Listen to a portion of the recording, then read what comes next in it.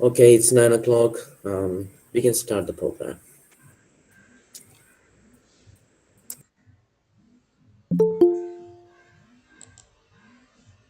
Meenakshi? Okay. Learning other languages is not only learning different ways for the same things, but learning another way to think about things, said Flora Lewis. Good morning. Welcome to this magnificently glorious day. The galaxy of intellectuals, honorable guests, benevolent teachers, respected parents, and beloved students. How lovely is this day! The scent in the air clearly smells of liberty, kindness, humanity, and everything precious and beautiful. There is no gift better than a book. I would also like to wish you all a very happy Reader's Day, as today, June 19th, is celebrated as National Readers' Day to honor P.N. Pankar. I'm Meenakshi Anil from Tiruvangur High Secondary School, and I'm most honored to be the anchor of LAP, the Language Acquisition Program by the English Graduates Association. At my weakest, God is my strength. First of all, we have prayer. A day without prayer is a day without blessing, and the life without prayer is the life without power. I would like to invite my friend Vaishak Ajit Kumar from NHS Irinalakuda for prayer. Thank you, Meenakshi. Um, Everyone, am I audible? Yes, Vaishak, you're audible. Okay. Good morning, everyone. Light a candle for peace, light a candle for love, light a candle that shines all the way around the world. Light a candle for me, light a candle for you, that our wish for world peace will one day come true. Sing peace around the world. Sing peace around the world. Sing peace around the world. Sing peace around the world. Light a candle for peace. Light a candle for love. Light a candle that shines all the way around the world. Light a candle for me, light a candle for you, that our wish for world peace will one day come true.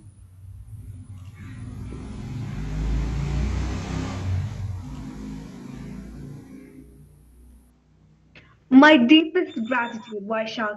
The duty of welcoming all the amazing personalities here is vested upon on Rifta Fatima from RHS's INJV. I invite Rifta for the welcome speech for her warm words. Good morning to one and all. I'm Rifta Fatima studying in RHSS Anjali. Today we are here to attend the 61st Lab Program, Language Acquisition Program conducted by English Graduates Association. I feel much proud to be a part of this program. This program aims enrichment of English language among children. I hope its results will be fantastic and successful. It's a pleasure to have this chance to address you in this auspicious occasion when our lab celebrates its 61st session. The duty which is conferred upon me carries to welcome this session. Let me move on to my duty first. I heartily welcome the inaugurator, Mr. Rajesh Walikot sir, with great honor and delight to this program. And I extend my warm welcome to our Dr. Manoj Chandrasenan sir, the Chief Tutor, District Center of English, Thiruvananthapuram, is in the field of for training and service teachers for the past 16 years. He is holding double PhD in ELT in the respective areas of pre-service teachers education and critical pedagogy. He is having an MBA in education management. He is known for his passion in using English in the right way. He advocates the neutral English And I welcome Deepak Arun, a student of GHSS Devanu who handles the presidential address. Then I would like to welcome anchor Meenakshi Anil from Tiruvangur HSS, and I welcome Vaishak Ajit Kumar, a student of NHHS Irinalakuda who sang the prayer, and Advocate from CMSHS Mundiapalli who's gonna deliver the vote of thanks. At last, I would like to welcome all the teachers, parents, and students to the session. Once again, welcome you all. Thank you. Thank you, Rupta. Now we have Deepak Arun from GHSS Devanur to give the presidential address. I would like to invite Deepak for presidential address. Thank you, Meenakshi. Respected Research Officer of SCRT Kerala, Sri Rajesh Velkadasam. Today's resource person, Dr. Manoj Chandrasenan, sir. Respected Narayanan, sir. And all the teachers who work behind and in front of this marvelous program. Respected parents and my dear friends. The language acquisition program led by Narayanan sir, Balan sir, and Kunta sir, and many more um, renowned English teachers of India is now at its 61st class. The knowledge and wealth offered by this truly marvelous program in English and the English literature is exceedingly huge. And I consider it a really great luck as a student to be able to attend these classes, these great classes by great English teachers from India and outside India. May we have the opportunity and the help to keep attending such programs. I congratulate Research Officer of SCRT Kerala, Sri Rajesh Velkadasam sir, for being here with us today to inaugurate this fabulous program from the English Association. I believe that today's program, hosted under the name Need for Neutral English, handled by Chief Deputy Directorate of College Education Trivandrum, Sri Manoj Chandrasenan sir, will be really useful for all those who attend it. Just like that, I would also like to congratulate the anchor of today's program, Meenakshi Anil of Tiruvangur HSS, and then Vaishaki Ajit Kumar of NHHS Arnalkura, who did the prayer and gave us the blessing of the God to start our program. Then Rifta Fatima of RHSS Ayin Cherry, the welcome speaker, and Advaiga Sri of CMS HS Mundiapalli will be doing the vote of thanks. And finally, this program's greatest victory are those students and teachers who take part in it competitively. And surely they are the backbone of this program. Education is power, knowledge is wealth. I believe education is our right, and our aim as students is to gain knowledge through education. And for that, I believe programs like Lab are a great guide for us. This program really affected my English learning, and I believe that it's the same for all of you. Not wanting to prolong my speech, with that, I'm ending my words. Thank you.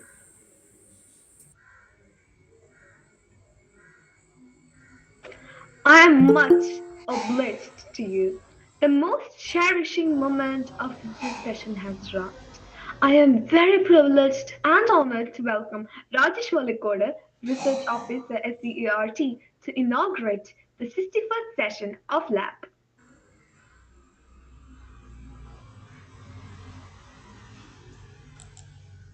പ്രിയമുള്ളവരെ, ഇത്തരമൊരു പരിപാടി നടക്കുന്നുവെന്ന് ഇങ്ങനെ ഒരു പരിപാടി 61 ലക്കങ്ങളിലായി നടക്കുന്നുവെന്ന് അറിയുന്നത് ഇതിന്റെ സംഘാടകർ ബന്ധപ്പെട്ടപ്പോൾ മാത്രമാണ്.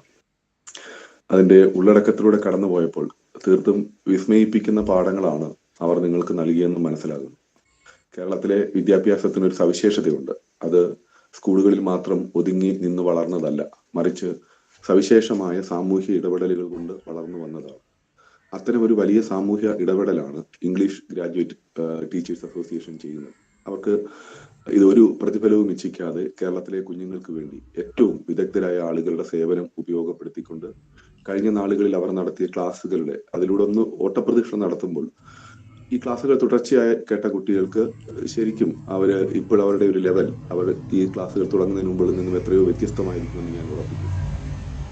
ഇത്തരം ക്ലാസ്സുകൾക്കും വായനയ്ക്കും എഴുത്തിനുമൊക്കെ വലിയ പ്രസക്തിയുള്ള ഒരു ലോകത്താണ് നാം ജീവിക്കുന്നത്. നിങ്ങളൊക്കെ വായിച്ചു കാണും അല്ലെങ്കിൽ കേട്ട് കാണും. കേരളം പുതിയൊരു സമ്പദ് വ്യവസ്ഥയെക്കുറിച്ച് ആലോചിക്കുന്നു. അത് നോളജ് എക്കണോമി അഥവാ വിജ്ഞാന സമ്പദ് വ്യവസ്ഥയാണ്. ഇതുവരെ നമ്മൾ മൂലധനമായി കണ്ടിരുന്ന എല്ലാത്തിനെയും മാറ്റിവെച്ചുകൊണ്ട്, ക്യാപിറ്റലായി കണ്ടിരുന്ന എല്ലാത്തിനെയും മാറ്റിവെച്ചുകൊണ്ട് അവിടേക്ക് നമ്മൾ വിജ്ഞാനത്തെ, അറിവിനെ കൊണ്ടുവരുന്ന ഒരു കാലത്താണ് നാം ഇനി ജീവിക്കാൻ പോകുന്നത്. അറിവാണ് ഏറ്റവും പ്രധാനപ്പെട്ട കച്ചവട സാധനമായി മാറുന്നത്. അങ്ങനെ വെറും കച്ചവടത്തിന് വേണ്ടി അറിവിനെ ഉപയോഗപ്പെടുത്തുക എന്നുള്ളതല്ല കേരളത്തിൽ ആഗ്രഹിക്കുന്നത്. അത് ഒരു വിജ്ഞാന സമൂഹമായി കേരളത്തെ മാറ്റുക എന്നതാണ് ആഗ്രഹിക്കുന്നത്. ഒരു നോളജ് സൊസൈറ്റിയായി കേരളത്തെ മാറ്റുക എന്ന് ആഗ്രഹിക്കുന്നത്. എന്താണ് നോളജ് സൊസൈറ്റി എന്ന് വെച്ചാൽ, അവിടുത്തെ സംസ്കാരത്തെയും അവിടുത്തെ സമ്പദ് വ്യവസ്ഥയും ഒക്കെ നിയന്ത്രിക്കുന്നത് വിജ്ഞാനമായിരിക്കും, അറിവായിരിക്കും. ആ അറിവുകൾ സൃഷ്ടിക്കുന്നതിൽ ഏറ്റവും പ്രധാനപ്പെട്ട പങ്ക് കുട്ടികൾക്കാണുള്ളത്. നമ്മുടെ ക്ലാസ് മുറികൾ മുമ്പ് ഉണ്ടായിരുന്നത് അറിവുകൾ പകർത്തിയെടുക്കുന്ന, അല്ലെങ്കിൽ നമ്മൾ ഗുരുനാഥന്മാർ പറയുന്ന കാര്യങ്ങൾ കേൾക്കുകയും അതിൽ നിന്ന് അവർ പറഞ്ഞ അറിവുകൾ നേടിയെടുക്കുകയും ചെയ്യുന്നവരായി കുട്ടികൾ പരിമിതപ്പെട്ടിരുന്നുവെങ്കിൽ, ലോകത്തുണ്ടായ വിദ്യാഭ്യാസ രംഗത്തുണ്ടായ പുരോഗതി കുട്ടികളുടെ റോൾ മാറ്റി. അത് പ്രധാനപ്പെട്ട മാറ്റം കുട്ടികൾ ഈ നോളജ് ക്രിയേറ്റ് ചെയ്യുന്ന ആളുകളാണ്. നിലവിലുള്ള അറിവുകളെ ഉപയോഗപ്പെടുത്തിക്കൊണ്ട് പുതിയ അറിവുകൾ നിർമ്മിക്കുന്നവരാണ് കുട്ടികൾ എന്ന സങ്കല്പത്തിലാണ് വിദ്യാഭ്യാസം ലോകത്ത് പുരോഗമിക്കുന്നത്. അവിടെയാണ് ഈ നോളജ് സൊസൈറ്റിയിൽ കുട്ടികൾക്ക് വലിയ പങ്കുള്ളത്. അവിടെ വായനയ്ക്ക് വലിയ പ്രസക്തിയുണ്ട്. ഇന്ന് നമ്മൾ വായനാ ദിനം ആചരിക്കുകയാണ്. പലപ്പോഴും കുട്ടികളുടെ വായന, മുതിർന്നവരുടെയും വായന അവരുടെ ലക്ഷ്യങ്ങൾക്ക് വേണ്ടി പരിമിതപ്പെടുന്നു എന്നുള്ളതാണ് ഈ കാലത്തിന്റെ പ്രത്യേകത. നിങ്ങൾക്ക് എന്താണോ ആവശ്യം, നിങ്ങൾ അപ്പോൾ അത് മാത്രമേ വായിക്കുകയുള്ളൂ. മുമ്പ് കേരളത്തിലുണ്ടായിരുന്ന എല്ലാവരും വായിച്ചിരുന്ന ആളുകളുടെ ഒരു വായനാ സംസ്കാരം ഒരു പരന്ന വായനയുടേതായിരുന്നെങ്കിൽ, ഇപ്പോൾ പരിമിതമായ വായനയിലേക്ക് ബഹുഭൂരിപക്ഷം ആളുകളെയും നമ്മൾ ചുരുക്കിയിട്ടുണ്ട്, അല്ലെങ്കിൽ ചുരുങ്ങിപ്പോയിട്ടുണ്ട് കാലത്തിന്റെ സമ്മർദ്ദങ്ങൾ. പക്ഷെ പുതിയ കാലത്ത് എല്ലാത്തിനെയും കുറിച്ചും അറിയുക എന്നത് വളരെ പ്രധാനപ്പെട്ടതാണ്. മുമ്പ് സയൻസ് പഠിക്കുന്ന ആളുകൾക്ക് ഹിസ്റ്ററിയെ കുറിച്ച് വലിയ ധാരണയില്ല എങ്കിൽ, ഇന്ന് സയൻസും ഹിസ്റ്ററിയും തമ്മിലുള്ള ബന്ധത്തെക്കുറിച്ച് പഠിക്കുവാൻ ആളുകൾ തയ്യാറാണ്. അപ്പോൾ ഇവയെല്ലാം തമ്മിൽ പരസ്പരം ബന്ധപ്പെട്ടിരിക്കുന്നു എന്ന തിരിച്ചറിവിന്റെ അടിസ്ഥാനത്തിലാണ് നമ്മളുടെ വരുംകാല വായന പോകേണ്ടത്. അല്ലെങ്കിൽ വരുംകാല വായനയിൽ നമ്മൾ സൂക്ഷ്മത പുലർത്തുമ്പോൾ, നമുക്ക് ഇഷ്ടമല്ല എന്ന് തോന്നുന്ന ചില വിഷയങ്ങൾ പോലും നമുക്ക് വായിക്കുമ്പോൾ, അത് നിങ്ങൾ നേടിയ വിജ്ഞാനത്തെ പുതിയ തലത്തിൽ നോക്കിക്കാണുന്നതിന് നിങ്ങളെ സഹായിക്കും. അപ്പോൾ അങ്ങനെ നോക്കിക്കാണുമ്പോൾ മാത്രമാണ് ഇതുവരെ കണ്ടതിൽ നിന്ന് വ്യത്യസ്തമായ ഒരു വീക്ഷണത്തിൽ നിങ്ങൾക്ക് ആ വിജ്ഞാനത്തെ കാണാനും പുതിയൊരു അറിവ് നിർമ്മാണത്തിന്റെ പ്രക്രിയയിലേക്ക് പോകാനും കഴിയുന്നത്. തീർച്ചയായും ഈ ക്ലാസ് കുട്ടികൾക്ക് വേണ്ടി പരിമിതപ്പെടേണ്ടതല്ല എന്ന് ഇതിന്റെ തലക്കെട്ടുകൾ ഓരോന്ന് താഴേക്ക് വായിക്കുമ്പോഴും, ഞാൻ വായിച്ച 60 തലക്കെട്ടുകളെല്ലാം ഓടിച്ചു വായിച്ചപ്പോൾ എനിക്ക് മനസ്സിലായി.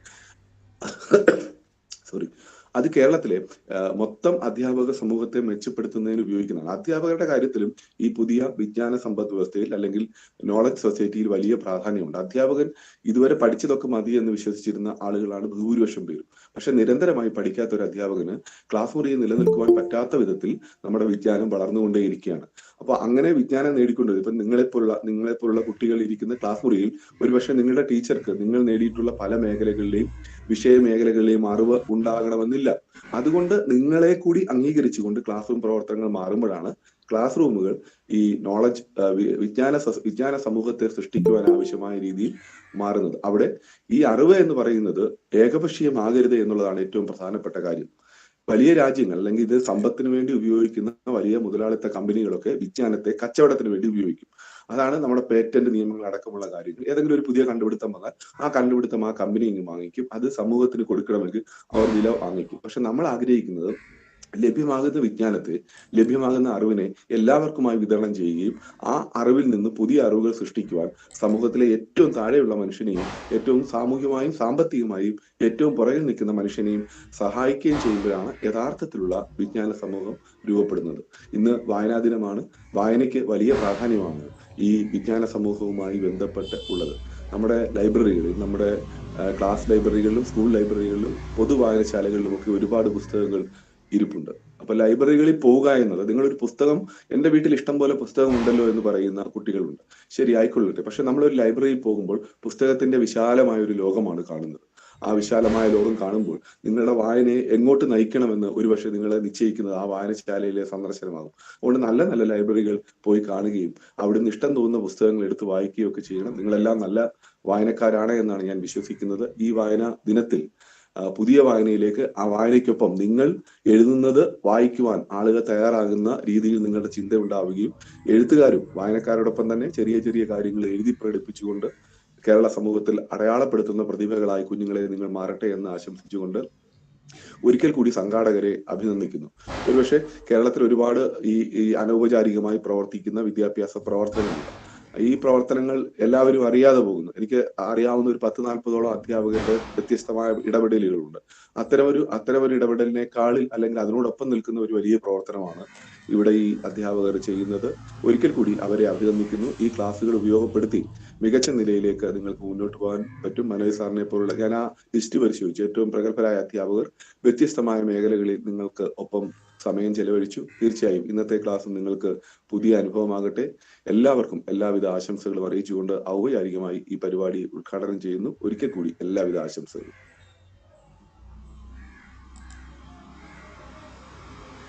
Thank you very much for inaugurating this session, sir. Next, we have the most anticipated event of today's session. We have our resource person, Dr. Manoj Chandrasenan, Chief Tutor, District Center of English, Tiruvananthapuram, to take today's session on Need for Neutral English. I welcome you, sir.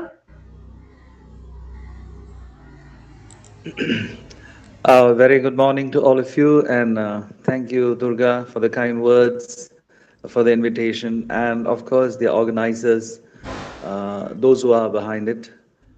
And as Resource Officer Rajesh mentioned, this is something a very noble venture, the Language Association is doing. And I feel how much you people are benefited out of it, and how much you and this is the from the south, from the south, in the sense like the students of Trivandrum, Kollam, and such from such areas, they are deprived of this, but nobody is there to organize such a thing. And in the north, you are all going to be benefited, and a lot of students are just getting upgraded day by day by these kind of things. This is a regular affair. It is not like that. We conduct a training for 1 day, 2 day. Then we will forget about it, and then we feel that we have done something. But this is something different. This is an ongoing, continuous process. So, as we used to say in the teacher development, teachers' continuous professional development (CPD), such things are being practiced among the students. So, it's a continuous and development is happening here. So, all Durga, Vaishak, Rifta, Deepak, and all, those who have taken part, they have proved that they can do things. And I just comment about Deepak. His presentation skill is really good, and of course others too. I'm not what to say that that to analyze that now right now. But let me come to the point, So, and once again, thank you, all the organizers, sir, who invited me for this program. And I'm not telling that that I'm so good at English, in using English, but I, from the very beginning, from my college days, I tried my best to learn to use correct English wherever and whenever possible, and through whichever and whatever means. I was trying to correct myself here and there. A lot of mistakes, in the matter of using the language we used to make. And I mean, within a day or within a couple of years, you may not be able to correct yourself fully. That is also an ongoing process. So even now I'm learning things. Even now I'm improving. The more I do it, the more I learn. So, as Francis Bacon has said, practice makes the man perfect. So, perfection comes from practice. So, if you want to become good speakers, good users of English, you have to practice. Let it be LSRW, whether reading, writing, listening, and speaking, or any four skills, anything you need to practice. You do it more, you will be better in that. You will excel in that. So I believe that those who have joined this program are really interested in improving their English, and to bring their English to the international standards. So what do you mean by that international standards? So that is what today we are going to discuss. And I'm going to this today. It will not be a one-sided one. I know there are very, very capable students sitting here and listening to this talk. So I would like to hear from you, more than what I am going to say. So we start with the topic itself. Like I mentioned something about neutral English. What do you understand by neutral English? Can anyone speak on that? What do you understand by neutral English? Anyone, please? So may I? Sure. I think neutral English means that the English without accent and pronunciation. I think correct Come accent again, come pronunciation. again. Clarify it a bit more. Yeah, I think that neutral English means that the English without correct accent and correct pronunciation. What do you understand? What do you mean by correct accent and correct pronunciation? What is that? Like the exact, like the exact pronunciation, or the exact Like accent. the exact pronunciation. From where do you get this exact pronunciation? Uh, Sir, Okay. may Okay, I? okay. Now, sure, sure, sure. I just want to have a discussion, not one. Deepak, Vaishak, you have done a good work. You have done a good start, Now I want to pass it to others. Somebody else, please. Sir, may I? Oh, yes, sure. Who is this?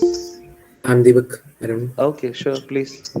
Sir, I believe neutral English is like a generally acceptable English that people can actually understand in pretty much a neutral way. Like, so wherever you go and speak it, people can understand it, people can speak it too. Like a generalized way of speaking English. I think that's the correct English. Deepak, what are you doing? Where are you from? Sir, I'm now at 10th standard studying at G7 or Which standard? 10th. 10th. JHS Devanur. Yes, sir. Okay, very good, very good. That's a nice understanding, Deepak. That is almost more correct, in a sense. But doesn't mean that what Vaishak said is wrong. What Vaishak said is also correct. But neutral accent or a neutral English is that when you speak English, whoever the listener should be able to understand you, and when that person who, if he is using the right English, and you should be able to understand his English. So that is one thing. But now it doesn't mean that a person who is in the Gulf countries, or maybe in a remote African country, speaks English in a very distorted way, and doesn't mean that you should be able to understand him or he should be able to understand you. So there comes the importance of what Vaishak said. There should be somebody to look into as a model, as the right one. So our neutral English should be moving towards that right. Can you understand? Are you getting my point? It doesn't mean that when you talk to each other, you should be able to understand that is neutral English. Okay, very good. Both can understand each other. It's neutral English. We cannot say that. Then we are also having a neutral English. When Malayalis speak each other, we do have a neutral English like thing. We do have an English because can we term it as a neutral English? That's my question. And when a Malayali speaks to another Malayali, if both of them can understand, then people say, no, then what's wrong? His English is good. He can speak English. That fellow can understand you, and he can understand this person. Then the problem is solved. Is that the English are we looking for or not? That's my question. So what should be there in that the neutral English in which we are envisaging? What should be there? How about I would like to hear from girls also. No, I don't want to talk too much today. I just want. There is nothing wrong in what you say. Always remember when you comment on topic, when you comment about something, that is there is a right in that. As far as you are concerned, it's right. There is no such thing as this is the exact right, this is exact wrong. In such things, when you are in a discussion, what you feel, you just come out and speak. Please, others, clarify a bit more on this, then we will move on. Deepak and Vaishak, did you understand what I said just now? yes, sir. Yeah. Understood. Yes, sir. Okay, then others, Durga, then Rifda and all, why they're keeping quiet, and others, Sunita is there. Why all are keeping quiet? A neutral English consists of a neutral accent which did not originate from any particular region, as like now English accents are still divided into British, American, Australian, etc. But this is something that did not originate from any region. Durga, you're excellent. That's right. That's more true. Like Neutral English is, like in very simple terms, when we say, when we talk about neutral English here, we can say that an English which is free from the mother tongue influence, from our own regional influence, if we are free from that, that can also be termed as neutral English.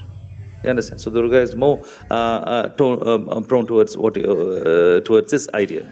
So because it doesn't, it's not a kind of any regionalized thing, but there should be, if it is not, we cannot 100% say that English is, it's not a regionalized one, but there should be something that's a native speaker. That is all. The importance goes to the native speakers, those from where the language originated. So that's the reason why British English, or from where the English originated, became so important. So now let me ask you a question here. Then you will get a more clarification regarding neutral English. You know very well that the Britishers, are the originate. I mean, from Anglo-Saxon period, it came down and originated in there in England, and how that language came into being, and we all started using it worldwide. They travel, and you know how this language got disseminated around the world. Earlier, it was just resting on a British, and now more people were talking more other languages more, but by the colonization and the policies, their travel and all, this language got extended all over the world. Now, let me ask you one thing. America Americans use English, Australians use English, New Zealanders use English, South Africans use English to a great extent, and South Africa also. So now tell me, is there any difference between these English, the usages, between these countries? So there Yes. sure am a lot of differences there. There are a lot of differences. I do agree to that. There are a lot of difference. There are a lot of difference, but what is a common factor there? Something is there as a common factor there. It's the same language. It's the same language. That's not the real common factor. It's the same alphabet is being used. No, that's what that English alphabet is used, right? So that's a common factor. Other than that, what is it? Let me tell you. I'll give you an example. I'm not so good in giving examples of these kind of things, but still, let me try. I say like just a simple statement. I make a sentence. I came to school today by car. What kind of English is this? I came to school today by car. Which region or which regionalized English is this? Is it Indian? It sounds very Okay, Indian. okay, okay, okay. Native. Sounds like Indian. Oh, yeah. Okay, leave it like that. And now listen to my next statement. I came to school today by car. Which can be this? Sounded a little British.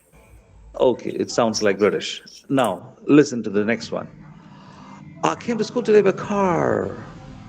It's American. It's The American. Yeah, because when they Why? emphasize the R more, we can understand when they emphasize Very that. good, very good, very good, very good. Normally, the Americans used to emphasize more on the r's on car. I can be car. Like that they will use. And when let's go to this slightly oh yeah, now I have mentioned that, so you will understand that. I came to die by car. I came to die by car. Sounds Australian. Australia. Australian, yeah. Australians have a tendency of saying today, in English, in British English, they say Today. to die. So you listen to the cricket commentary and all, you listen to that, you will clearly get that. To die is a bright sunny day, like that you will see. Okay, so but here, what is it? No, now you all agree that there are differences, there are differences in speaking, but do you think that when an Australian speaks, a British man finds it difficult to understand what he says? And when an American speaks, normally a British man or an Australian will be able to understand what he says. So this kind of understanding is there between their English, even though we call it a light differences here and there and all, but for communication and for intelligibility purposes, it is there. Normally they don't have a much of problem. But South Africans, when they speak, they have a little bit of here and there, but that also is acceptable in the international intelligibility arena. So now I'm coming from neutral to intelligibility. In what is intelligibility? Understanding. That's all. Simple. So this understanding is possible between these people. And now my question is that, but why? But why? Indians also use English. But why, when we do use English, when the Britishers or the Americans say they have an intelligibility problem, they say that, oh, yeah, you please slow down a bit, come, can you repeat the question? Can you repeat that thing once again? Can you repeat the question again? Can you repeat the answer again? Like that, why they are supposed to ask? Why they are asking like that? What is the point? And why we Indians, when we speak, we have an intelligibility problem with international speakers. I'm not telling all, those who have surpassed that, okay, good. Otherwise, generally, why? Anyone? So that's what First some. time hearing. Yeah, before that, let me. I'll ask you before that. That's why some people say that Australians, even though they speak differently, they don't have a problem. They have their own Australian English. Americans, they have their own American English, and South Africans, they have their own English. New Zealanders have their own English. But why you people say, when India say that, when we use Indian English, when people say no, that's Indian, that's not used, that's no good, that's not wanted, that's not really, that's a problematic English. Why? Anyone? Generally, people hate when we our internet. Sorry, let me start from the beginning. I wrote it. So people generally hate their indigenous languages. That's what we can understand. But A little more louder, please. I think it's because people doesn't like their own indigenous products and languages.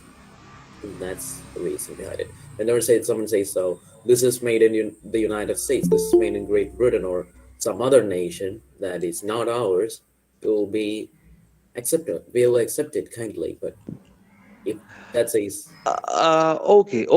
I'm not disagreeing to it. Yeah, that kind of indigenous feeling is there.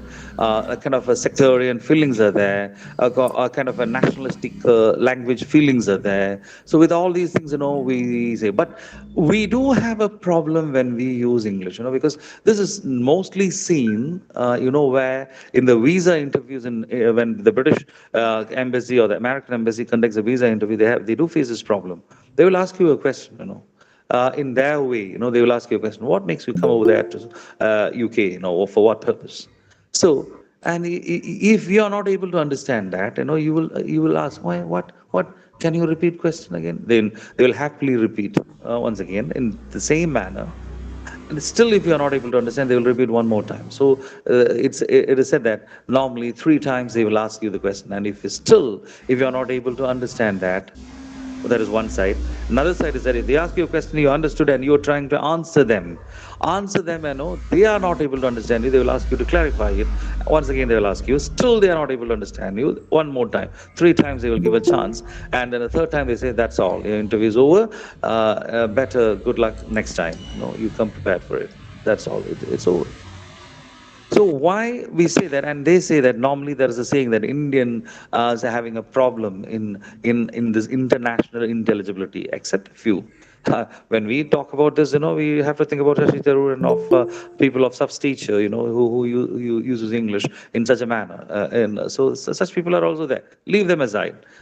Leave them aside. Other than that, the sizable Indians, when they think that they can speak English, they think that they know English very well. They are very comfortable in using English among us, among us among Indians, among Keralites. They are very comfortable in using English. But when they go to the international arena, they find it so difficult, and that communication becomes a barrier there. Why? So my question is that why we do have so much of things like that? We do have problems in India. That is my question. And why we don't have an Indianized English? They say Australians can have their own English, Americans can have their own English, but why Indians cannot have their own English? Why? It is impossible, practically impossible.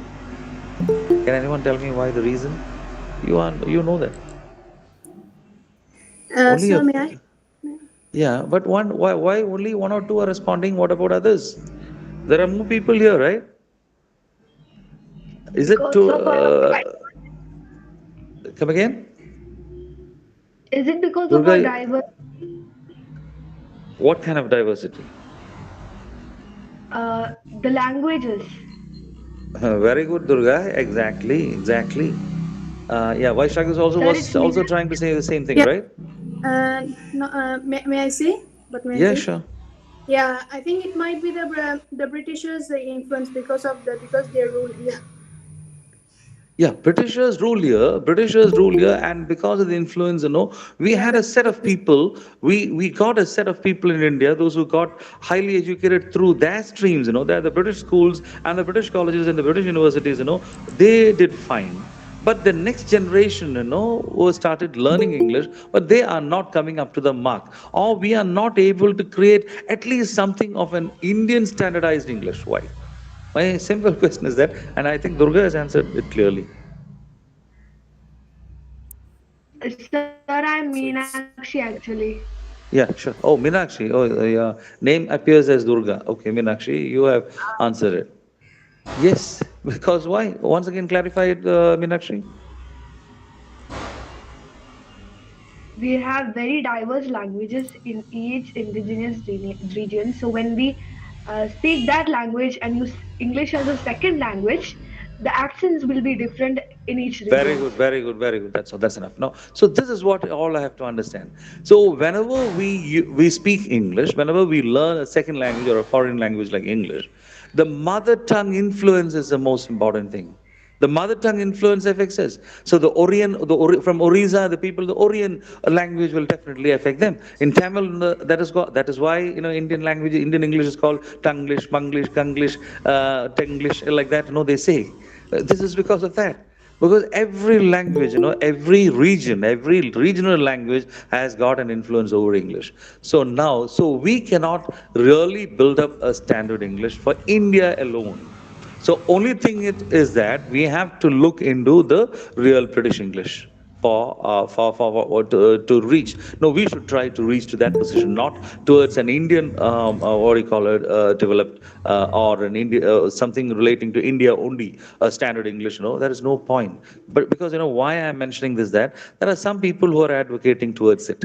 They say that, oh, why you look for British, why you look for America, why you look for this and that, why can't we develop something on our own and a standard English from India? Okay, good. But if that standard English fetches you to have an international intelligibility, then there is nothing wrong. If your English has got an international intelligibility, there is nothing wrong. That is the reason why I'm telling you this international intelligibility comes only when we are more tuned towards that neutrality. That means taking away the mother tongue influences, taking away all the influences from us, other influences from us, then only we will come to that neutral English. I'll give you some simple two examples. With that, you will get to know what is it. You know by now you all know, and I really don't see others. I hope that others also may join in the coming discussions and all. Okay. So, just before that, I want to ask you, have you ever sat in my class before? Have you ever seen me somewhere? No, Because I have conducted a, what is that? no, sir. no, sir. No. Okay, because I've conducted a few classes for some of the teachers and some of the students in the northern side, in Kannur, Kozhikode and all, earlier for some other this thing. So this time I'm doing it for the first time, okay, with you. Very good. Okay, so now I'll give you two examples, very simple examples. Just to tell you what is a mother tongue influence and such things, how that damages or how that hinders our proper development or proper communication or the proper intelligibility. Okay. So I had I have a old British lady, a friend. She used to come here. Accidentally, I met her once in a bus stop, and she became a very good friend to me. I helped her a lot, and she also made it a point that every year she used to come here to India to see this place. She loved to be here. She likes to be here. So one time she came with some of her friends. We hired a car, and because that time my car was in the workshop, so we hired a car, and we went for some sightseeing, and then we came back.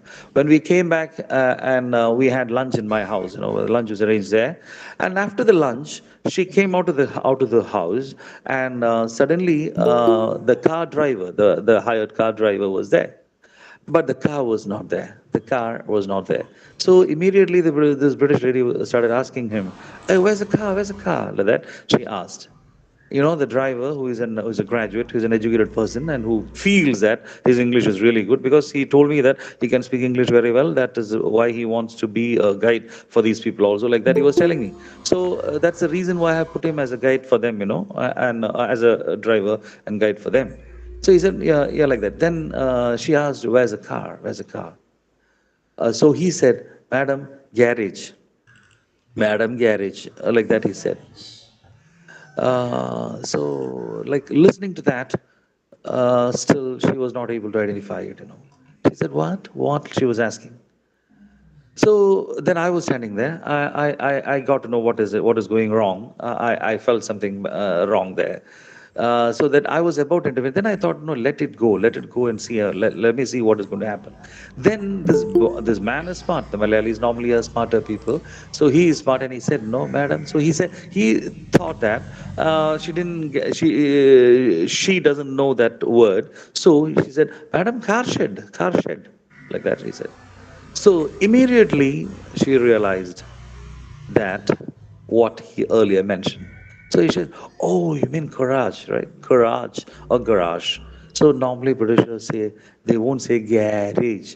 Why? Because we Malayalis have a great tendency of telling or using this word as garage or garage. Like the way in which we say garage and all, it is non-comprehensible or for them, for the users, who use garage or garage like that. You understand? So what the driver was asking me. A driver came and asked me, "Sir, are you sure that she is an English lady? She's a British lady." I spoke to her in English and she cannot understand. So this driver clearly knows that garage is a common word which is used in England. Yes, absolutely right, because they use garage more. Normally, now whatever their garage they have in every house. Normally they have a garage. So it is something very common word. Yes, but what does he use? See the problem here. This is the problem here. We feel that we know English, we use English, we know English, and we are just talking that English to another person, and the other person is not able to understand what you say. Then what is the point of you knowing English? And as somebody earlier said, "Oh, why, this is all stylistic." So I asked a set of teachers, during my training. So why do you think that you want to improve your English? But what a teacher said, a common service teacher, she was telling, for stylistic purpose, for to show off that's the reason why we use English like that. So that's a very wrong understanding. For I mean, when you overdo something, it is for stylistic purpose or show off. That we can see when you overdo something. But when you do it more appropriately or more rightly to what the native speakers or the real original speakers speak, that is not a show off. That is your ability to do that. That is your vision or mission towards that.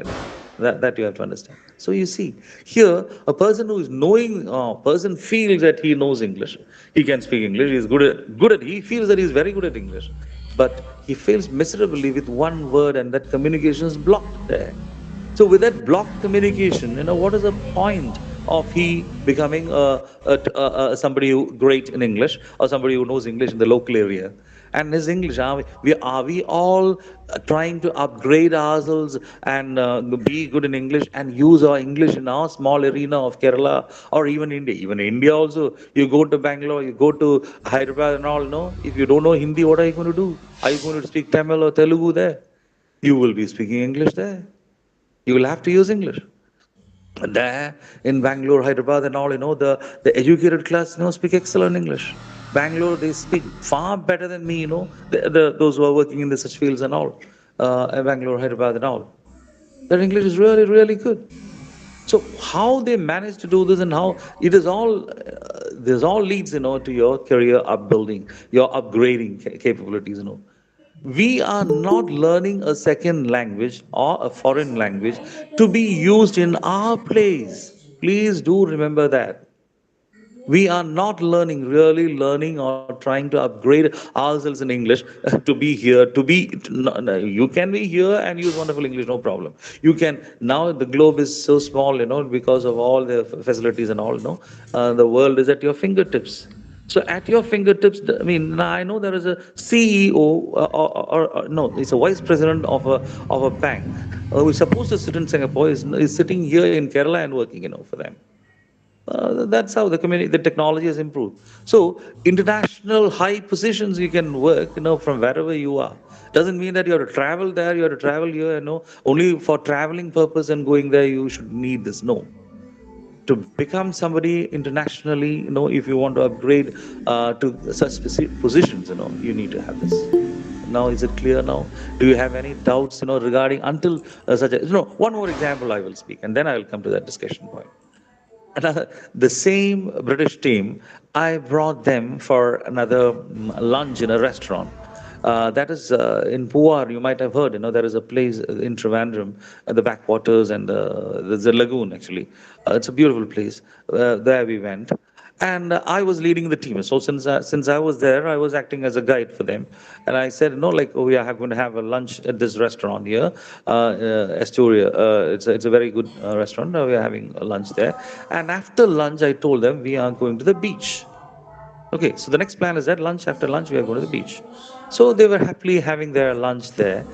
A young bearer, a very young, smart boy, very enthusiastic when he saw foreigners, sitting there and eating, and he used to come and serve them nicely. He was very nice to them, and he started asking them, oh, madam, how is the food? Is it good? Is it nice? Is it? So they were normally the Britishers. You have to learn a little more about the British culture also. Britishers, normally educated British class, don't outrightly say, show tear to your face and say that, oh, it's rubbish, this is wrong, this is no good, no, I don't like it. No, they won't never say that. Even though they hate that dish, or even though they are finding, and I have seen that, because one curry was really, really hot, and they tried that. They said the fish was tasty, but the curry is so really hot. Just can't take it. And I saw them tears rolling down from them. Still the fellow coming and asking, "Madam, how is it? It's tasty." How the Britishers responded. Oh yeah, it's tasty. It's very very tasty. It's so nice. It's so nice a dish, but slightly hot. That's how they responded. So these kind of responses are also among the educated British class. You should understand such things. So you also have to slowly develop that. Otherwise, you will be like alien, or maybe I won't say call it alien, but you will be out of place in some kind of such groups. When you are supposed to mingle with them. So their culture also you have to understand to a great extent. The British culture, the ways, British language has got a culture. Even the language using has got a culture, Such things, the way they thank you, the way they say, they ask your name. Here we go and directly ask a person, what's your name? As if you're going to kill them. They feel very scared if you go and ask them, what's your name? Like that. If you ask them, they will feel, what a rude fellow is this? They will think. But for us, it is a common thing, the way we ask. So normally they put it like that. May I know your name, please? If you don't mind, can I ask you something?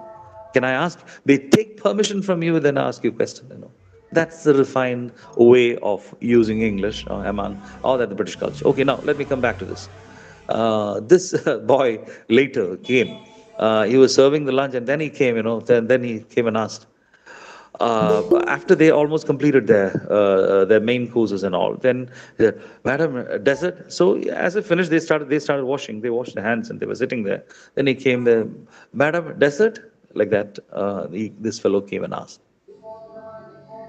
"Is there anything wrong in that? Anyone?"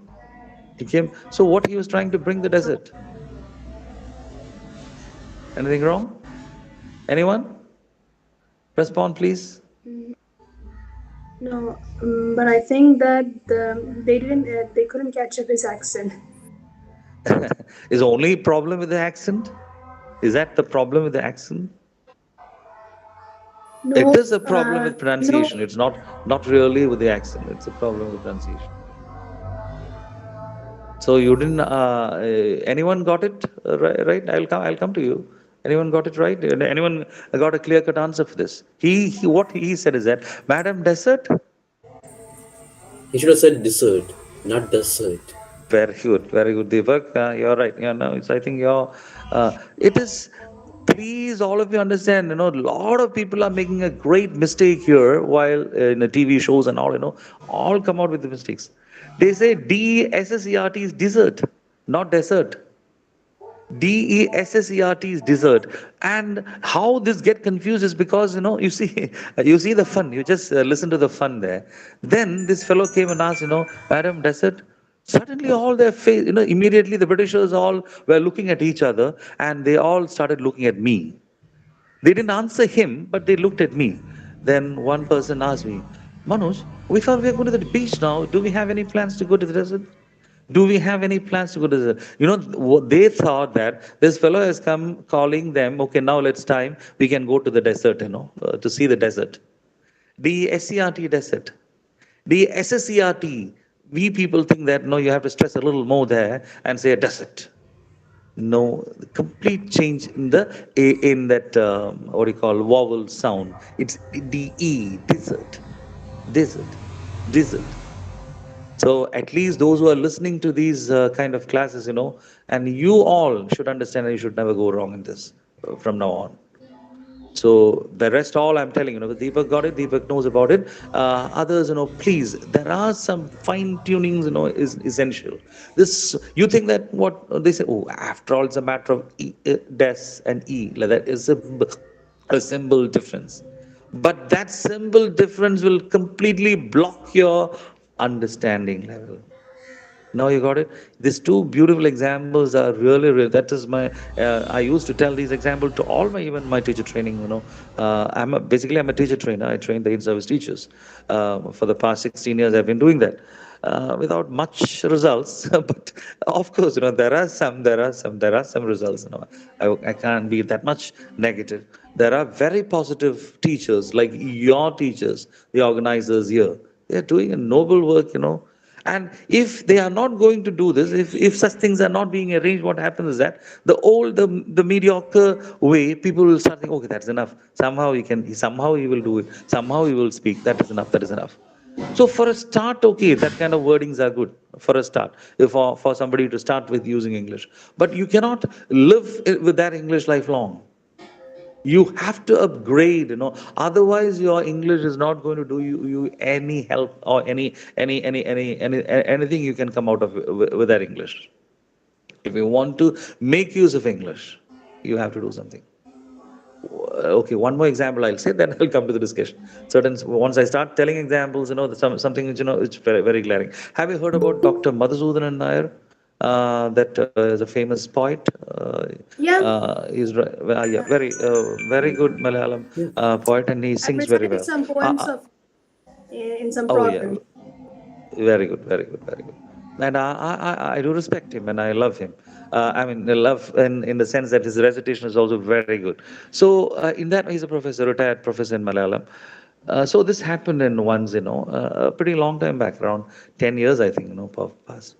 While I was serving in another place as a chief tutor, district center for English there, he was invited to a school centenary celebration. He was invited for the program for the public function, and I was also invited. So he was sitting just beside me, and I was having in my hand a brochure relating to the district center for English. District center for English, brochure I was having. So while sitting and while somebody else was the welcome speaker, somebody was speaking, the presidential address was going on. Dr. Masuna sir, he asked me what is in your hand. He just asked me, and I gave it to him. He went through the brochure. He went through the brochure. He went through the brochure. He read everything, and then he gave it back. And then he was sitting stiff. He didn't talk much to me. He just asked a few things. What you're doing, like that. No, such things he asked. And then his turn came. I'll make it fast. Then his turn came to speak. He went to the mic. He was very agitated. He was very angry. He was venting out his feelings, just like I do accept him as, his point of view. I do value, his emotionally. He became so upset, and he said, what nonsense is happening here, and why the government is like this. I don't know why. For the mother tongue of a Malayalam, there is no such institutes to promote such a Malayalam language. But see, a foreign language is being taken care, and they have a system, and government is spending money on that in such things. He was telling like that. And he was just he was venting out his feelings, just like his hatred towards English and all such things. Then slowly he was going very high, and then he made a statement. Final statement is that, like that, we are once again becoming slaves. Like once Britishers came here and made us slaves, we are running after English, and then we are becoming slaves once again. That was the final word he said, and with much agitation, then he came back and sat after finishing all this. So the people were all stunned. The listeners were all just hearing his outpourings, and they were just listening there. And he came back and he sat. And I was very upset. I was very upset in the sense that after that I am supposed to speak. Not just after that, after one or two people, I was supposed to speak. I was thinking, what am I going to speak? I am called here as a representative of the district center for English. And should I come and talk, that English is bad? No need to have any institutions like English training institutes, it's not necessary. Like that, should I talk? And I was thinking what to do. And more than that, I really didn't want to confront him while he was sitting there. He was sitting there, and while in his presence, I don't want to refute or confront him. But luckily, or whatever it may be, after his speech, he left. He said he want to go somewhere, and he left. He left the stage. Then my turn came. So I went. I initially thought whether to mention this or not. What he spoke, but my mind, something was really. I thought the government is spending money on this.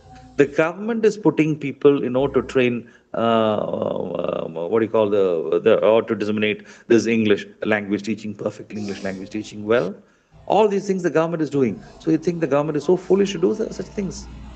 Why? So definitely I need to be true to what I am put for. So my duty is that. So in that manner I spoke. Then I told, luckily these ideas came to my mind. Finally the crowd agreed to it. Then I said, no, I have all the respect, with all my due respect towards Madhusudan sir. But I would like to refute certain things he said. Excuse me. I said, finally, he said that by learning English, we are once again going back and becoming slaves to the British people, slaves to the language and slaves to British people. I said that is an absolutely wrong statement as far as I am concerned. I don't know how the courage I got. Now I made it very clear. I said it's an absolutely wrong. I made it another point. I'll tell you one thing. I know there are so many people. I know this is a true thing. You please, all of you, try to understand. I know this thing because I've been to England thrice, and so many months I have spent there in England. So I know this. I know I was attached to these people.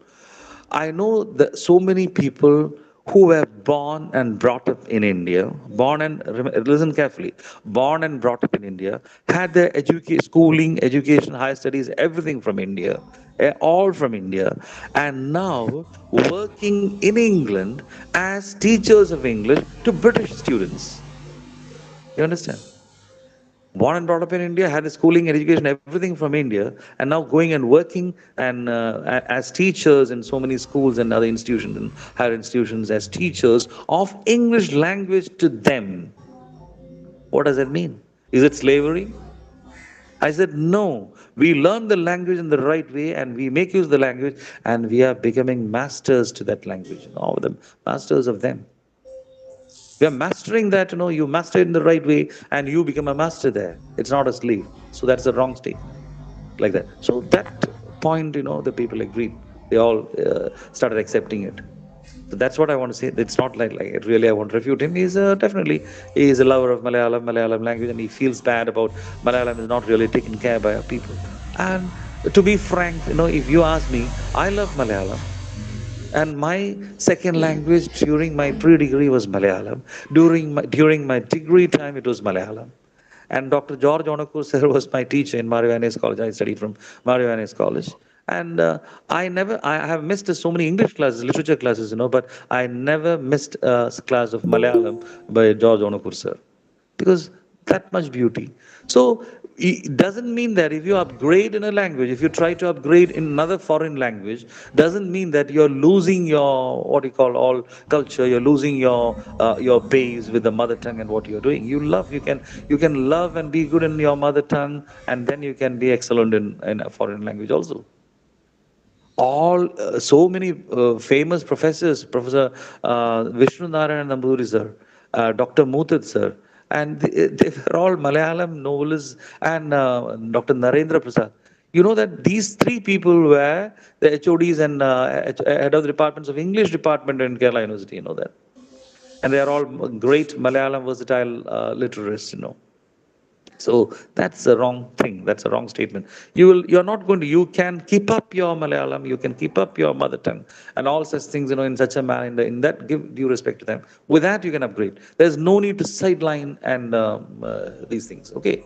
So this is what I want to tell you. So never feel bad that when you are trying to upgrade yourself. So now my question to you, because I'm coughing slightly. Now I would like to listen to you. Have you come across any such incidents where, when you started using English effectively, when you started using English in that manner, have you come across any what to say that disruptions or maybe hindrances, or anyone discouraging you from doing such things? Have you come across? Do you have anything to say like that? Anyone, please? Yes, sir. Well, my classmates, they often do mock me for speaking in English the best way I can. And sometimes it's just laughing when I'm reading the book. Like, they may laugh, they may mock me, say that I, they'll ask me like, "Oh, what country are you from? Are you even an Indian to start with?" They'll start asking things like that in Malayalam, and most often I will reply in Malayalam. Even people might think that I don't speak Malayalam, but I do speak Malayalam, and my friends do very much understand that I do speak Malayalam, because once they start mocking too much, they're gonna get a reply that, well, it's Okay, not too good. okay, Deepak, I do understand. We do face such problems. Even the teachers, because I said I'm more what do you call, familiar with the teachers, since I'm a teacher trainer for so many years. So all the teachers also complain. I said, no, at least you teachers of English, when you have the label, Balancer, is my close friend. You know that Balancer, right? Yeah. So Balancer, he insists on that. He insists, he's doing a great job in there.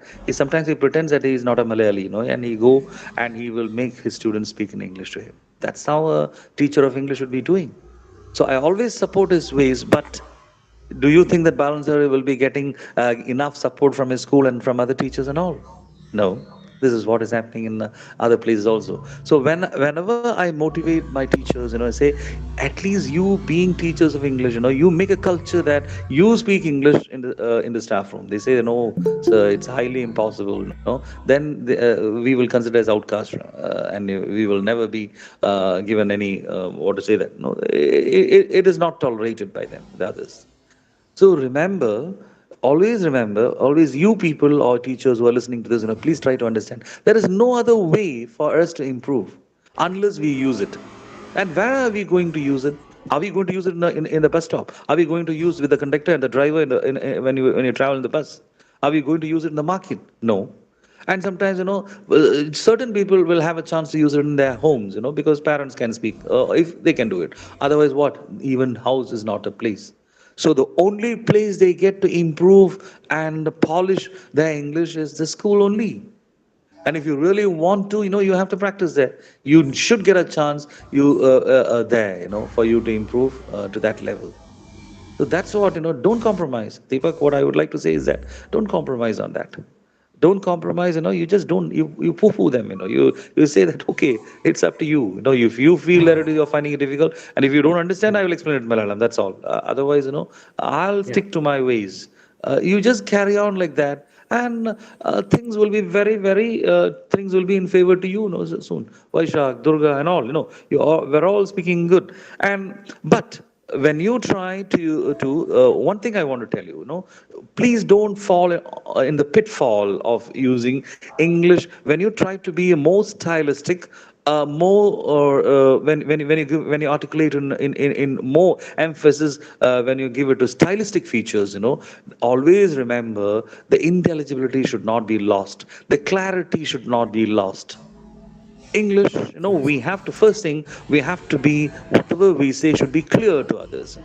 It's not the way, how, in a mix of, so for example, if you see some Hollywood movies and all, initially, British or Hollywood movies, it's not going, we are not going to understand it properly at the beginning. But there is a saying, the Britishers always, whenever I deal with Britishers, they say that, Manoj, you're speaking, you're very fast. You're very fast in speaking. So you learn to, or to minimize the pace in using English. You should hear Tony Blair. You might have heard about Tony Blair. Tony Blair is a formerly British Prime Minister. Beautiful, his speeches. Very nice speech, Tony Blair makes. If you in the YouTube and all, you can download and listen to that. Very clear, and we never feel that we will be able to understand. But some fellows, when they speak, you won't be able to understand also. So it's like that. So everywhere the differences are there, but as I told you earlier, intelligibility among themselves is not a problem. Tony Black will be able to understand Howard can understand Tony Black. It's not a problem with that. So always keep that in your mind. Neutral English is something which you speak free from your mother tongue influence. Which when you have, for example, my mother. I'm sorry for taking examples from my mother, but I take examples from anywhere, wherever I see, from my son, my mother, my father, all. My mother always says that. When you come back, buy 1 kilo apple. So she always say apple. So I always say, no, that's not the way. Nah, you say apple. I'll. How much I try to correct her, no, she used only apple. Why? Why? What can be the reason there for that? Way too familiar with the already used word or the pronunciation, I guess. Yeah, she is very much adapt So, to words. Yeah, Paisha. yeah, so like you said now, this is the most this is the most irritating process when someone says a word in his way. When someone starts to correct, like in 1 or 2 days it will work. They will agree that, but after that, when he starts to correct that, they will start to hate him. That's the most. Yeah, that is also a problem. I wonder, some of the mindset. So first, I think, we all, the teachers, the parents, and the students. First of all, before we start doing these kind of changes, their mindset should change. The thought should is a matter. We should really educate them. Why it's not for stylistic. That's what I saw as a teacher said. Why you have to use English correct in this manner, you have to use it, she said, for stylistic purpose, and you will get a respect among others, it seems. I said, no, just for respect, you are telling that, you use English correctly. Is it meant for the respect? Respect, of course, respect you will get, among respected people, those who know to respect, will respect you. Doesn't mean that everyone is going to respect you for your stylistic things. It is not stylistic, remember, don't take away that word. It's not for really for stylistic purpose. It is mainly, the purpose is for coming towards a international intelligible standard. International intelligible standard, we have to reach there. So it doesn't mean we cannot have developed something on our own. Something Kerala English we cannot develop and have it and upgrade in that. No use. What is the point? Why should you learn that? If you want to communicate in Kerala, you have Malayalam, and if not, you use Hindi and communicate. If Malayalam is there, we have a language, and there is no need to learn a foreign language, and then we start communicating ourselves with that language. No, so the purpose, always remember, the sole purpose of learning English and upgrading in English will be for better things, for career upgradation only, mainly for career upgradation. Now, I'm a person who love to travel, so I travel a lot. I used to travel a lot, and I've seen that, wherever I go, wherever I have seen that, if you are using good English, your respect you will be getting, is high. You, without seeking for it, without looking for it, it will happen. The respect will come to you if you are using good English. While in the aircraft, while dealing with the counter staff, while dealing with other things, the airport counters, and wherever you go, you will get it. So don't. So that's a way your respect. No, in outside world also, your respect is also mixed with this, to a great extent. So always keep that in your mind. And then language. So learn this language in such a manner. First, learn it correctly, and correctly in the sense that this sounds should be very clear with you. You should the phonetics. Whether now the question comes, whether you should learn phonetics or not. Without even learning phonetics script, or without even learning the phonetic sounds, I know I have seen people using the correct English, with the correct sounds. I mean, not correct English, correct sounds. So you know very well that English is spoken with the help of not English alphabet. Then English is spoken with the help of what? Is it with the alphabet? So, what is the question again? English language is spoken. Is it with the help of the alphabet or not? Alphabet plays its part. English alphabet 24. Yeah, it does play Yeah. its part, but it's kind of In to the a point. spoken in the spoken way, it's spoken with the help of the sounds. English sounds. So that's why you should learn the sounds. It is it is not the alphabet. 26, right? A to Z. That comprises of English alphabet, and but it is not spoken in that manner. Of course, I'm not really going to that. Another class I have to, because for pronunciation and this thing, maybe we can deal with that. So now, what I want to tell you is that English language is mainly spoken with a sound. Sound is that 44 sounds are there. So we have to understand that English language has got 44 sounds. And out of that sound, there are how many vowel sounds are there? How many vowel sounds are there Five, in English? A, five, A, E, I I, O A, E, U. I, O, U, A, oh E, yeah. I, O, E, Are you U. sure not? So No, that's what we 24. all learn. We all learned. We are giving that as an alphabetic vowel. These things A, E, I, O, U. It's for meant for English alphabet, not for using English. But നമ്മൾ പഠിച്ചു വെച്ചിരിക്കുന്ന what we have learned is that with the vowel sounds, if that precedes here, there, you have to use it. But there are 12 vowels, pure vowels. E, E, O, O, A, like that. No, okay, you have to learn such things, Sounds when you, French when, alphabet. It what is sounds that? like French alphabet. It sounds like French. Ah, it sounds Yeah, like that's French alphabet or what. yeah, But that's these all are French. Yeah, common things, sounds French. one time, in the ninth standard text, actually, when we were there for the curriculum development time, so we all insisted on that certain times. They said, what is wrong in the children learning the sounds? In that manner, they have put it in the textbook, in the last page of over the 44 sounds. But later, somebody said, no, that's not the wrong way. No, it should be taken out. It's taken out now. But anyway, I want to tell you is that you should definitely know that English is spoken with 44 sounds and 12 vowels and 8 diphthongs. Diphthongs. So, so altogether, 12 and 8 is 20. So all diphthongs are also vowel. It's a vowel combination. So if rightly said, there are 20 vowels, 12 pure vowels and 8 diphthongs. So I will give you one or two examples, like e, like bit, pit, sit, fit, kit, like that. E. That's a vowel sound. Like beat, seat, meat. That is a long vowel. E. First one is e. Second is e. Like ooh. Then ah. Ah sound is very popular in Central Travancore and the Idiki region. MAP. Normally they will say map. That map എടുത്ത് അങ്ങനെ വെച്ച് ഇങ്ങനെ പോയി എന്ന് പറയും. So it's map, sound, map. That is a prominent sound.